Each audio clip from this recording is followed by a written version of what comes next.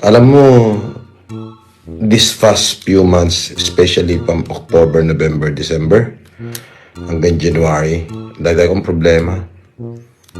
Sobra. Dumagdag pa yung taratadong uhuging vlogger, so nadagdagan yung mga problema ko. Boss, lalo kang pumapogi, sabi ni Mark Martinez.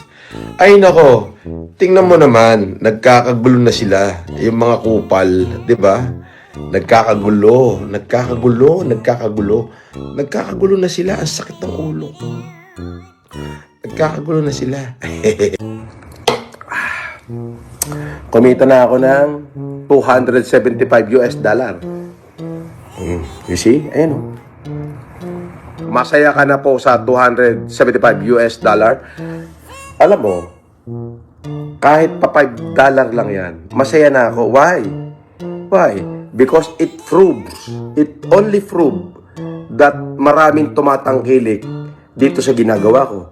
Nag-i-enjoy ako. At the same time, ano lang yung katibayan na gusto nila ang channel ko. Yan! Nandiyan kayo. Nakatanghod kayo. Ang dami nyo.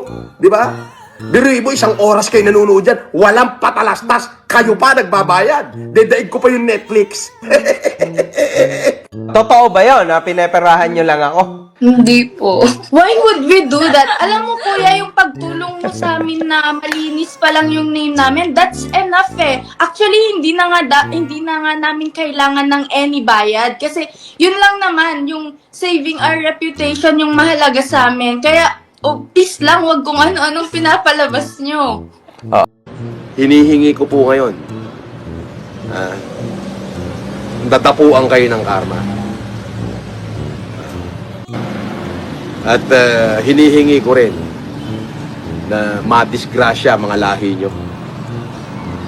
Yung ugali ko, depende sa ugali ng taong kaharap ko. Kung tao, kaya ko patawarin. Katulad ng mga nandito, tao ba yan?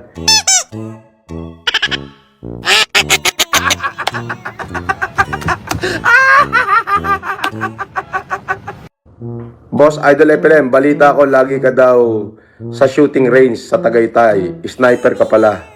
Shoutout Idol. Bihira lang, madalas ako sa Ilagan. Sa Ilagan Isabela o sa shooting range doon. Lalo na nung ang nagbabantay doon is yung bata ko si Christian.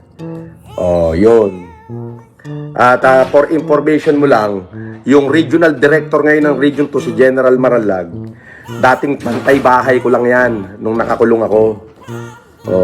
Siya yung bantay bahay ko, yung tigadala ko ng damit nung nasa kulungan ako. Mabuting tao rin naman yan. As in, masasabi kong bata ko talaga yan.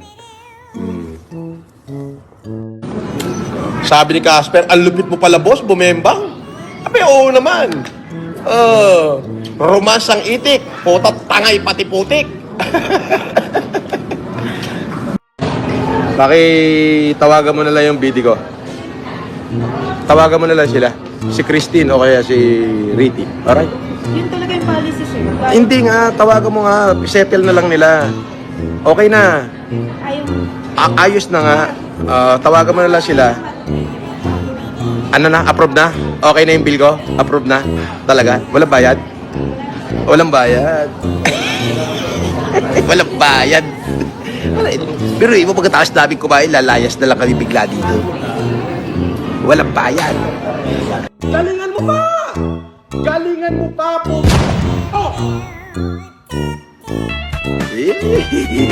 Football blocks!